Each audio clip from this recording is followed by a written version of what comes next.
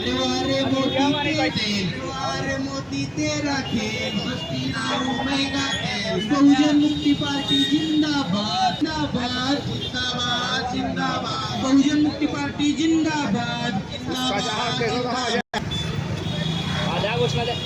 अरे मोदी सरकार जागे व्हा, अरे मोदी सरकार जागे व्हा, जागे व्हा, जागे व्हा, अरे मोदी सरकार जागे व्हा, जागे व्हा, अरे या सरकारचं करायचं काय, खाली डोकं वर पाय, अरे या सरकारचं करायचं काय, खाली डोकं वर पाय, अरे या सरकारचं करायचं काय, जागे व्हा, अरे मोदी सरकार जागे व्हा, जागे व्हा, जागे व्हा, अरे या सरकारचं करायचं काय, खाली डोकं वर पाय, अरे या सरकारचं करायचं काय, खाली डोकं वर पाय, अरे मोदी सरकार जागे व्हा, जागे व्हा, जागे व्हा, अरे मोदी सरकार जागे व्हा, जागे व्हा, जागे व्हा, अरे मोदी सरकार जागे व्हा, जागे व्हा, सरकारचं करायचं काय, खाली डोकं वर पाय,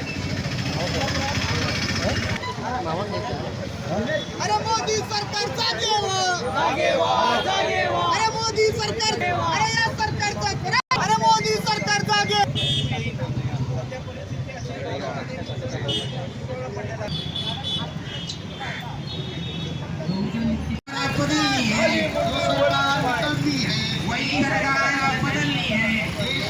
पक्षाच्या वतीनं प्रतिकात्मक आंदोलन केलेलं आहे। त्याच्या मागचं कारण असं आहे की संपूर्ण जगभरामध्ये जेव्हा युद्धजन्य परिस्थिती निर्माण झाली होती तेव्हा आपल्या सरकारने देश हिताकडे न पाहता निवडणुकांकडे जास्त लक्ष दिलं। त्याच्यामुळे आता परिस्थिती आणखीन बिकट झालेली आहे आणि भविष्यात ही परिस्थिती आणखीन बिकट होईल का अशी जनतेला भीती लागलेली आहे। पुढे येणाऱ्या काळात आम्हाला पुन्हा बैलगाडीतून प्रवास करावा लागतो का अशी देखील भीती जनतेला लागलेली आहे। म्हणून आम्ही सरकारला जी जनतेची भावना आहे ती पोहोचवण्यासाठी आज मोफत बैलगाडी प्रवास जनतेसाठी ठेवलेला आहे आणि याच्यातून सरकारला आम्हाला हेच सांगायचं आहे की देश हितासाठी ज्या काही कठोर निर्णय घ्यावे लागत असतील ते सरकारने घेतले पाहिजेत।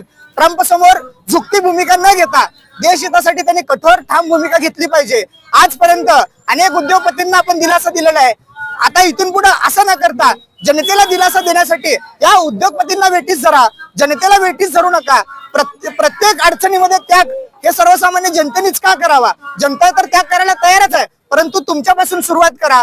आज देशामध्ये जी परिस्थिती निर्माण झालेली आहे त्याला कुठे ना कुठे सरकारच जबाबदार आहे, कारण जगभरामध्ये आधीच जे प्रतिबंधात्मक कारवाई आहे ती सुरू झाली होती, मात्र आपल्याकडे निवडणुकांमुळे उशीर केला गेला। त्यामुळे सरकारने आता जाग आणावी। अशी जर जाग सरकारला नाही आली तर पुढे परिस्थिती कशी होईल हे आम्ही दाखवण्याचा प्रयत्न करतोय आणि ही जनतेची भावना आम्ही सरकारपर्यंत पोहोचवण्याचा प्रयत्न करतोय। खरं तर त्याच्यामध्ये म्हणूनच आम्ही असं म्हणलंय की लोका सांगे ब्रह्मज्ञान स्वतः मात्र कोरडे पाषाण।